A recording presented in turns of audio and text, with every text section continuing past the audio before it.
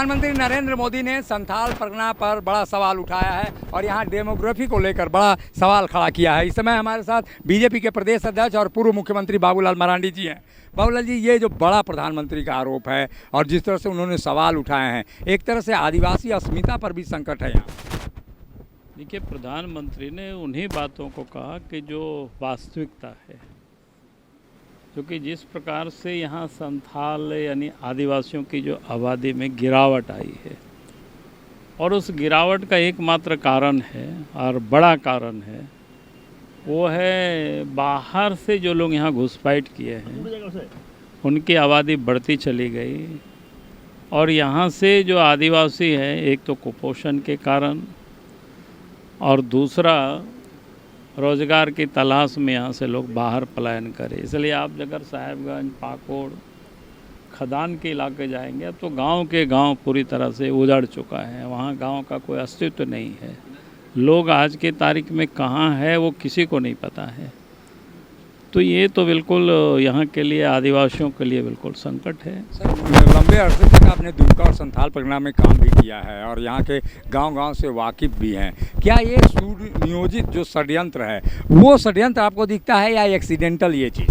नहीं, सुनियोजित तरीके से ही जितना भी देश का जो सीमावर्ती क्षेत्र है उसमें सुनियोजित तरीके से लोगों को बसाया जाता है, लोगों को वहाँ बढ़ाया जाता है ताकि राजनीतिक रूप से भी अपनी वर्चस्व वो बना सके और सत्ता के वो लोग नियंता भी बन सके। तो ये बिल्कुल स्पष्ट दिखता है। सर, ये जो भ्रष्टाचार का भी मुद्दा प्रधानमंत्री जी ने उठाया, ये जनता के बीच जा पा रहा है? ये केवल लोग विभाजनकारी नीतियों में फंस कर रह जा रहे हैं? क्योंकि ये जो भ्रष्टाचार है ये जनता की ही तो कमाई है।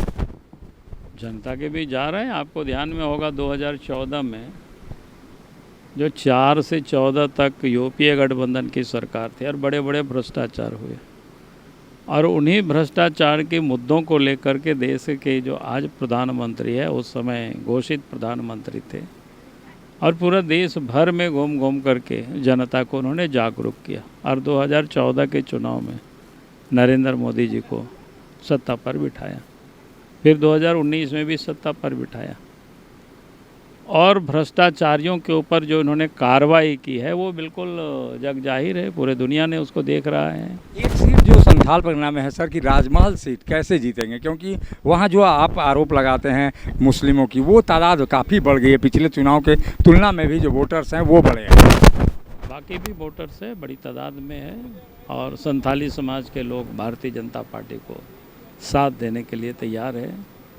जैसे बाबूलाल मरांडी जो बता रहे थे कि संथाली समाज इस बार अलग तैयारी से है और संथाल परगना के इलाके में राजमहल सीट पर बीजेपी को बड़ी जीत मिलने वाली है। सहयोगी संजय के साथ अशोक कुमार, मुखर संवाद, दुमका। मिनी लंदन मैक्लुस्कीगंज प्रकृति की गोद में बसा ड्रीम डेस्टिनेशन आपका कर रहा है इंतजार। आइए अपने यादगार लम्हों को बिताइए ड्रीम डेस्टिनेशन में। राजधानी रांची से महज 50 किलोमीटर दूर आपका अपना ड्रीम डेस्टिनेशन।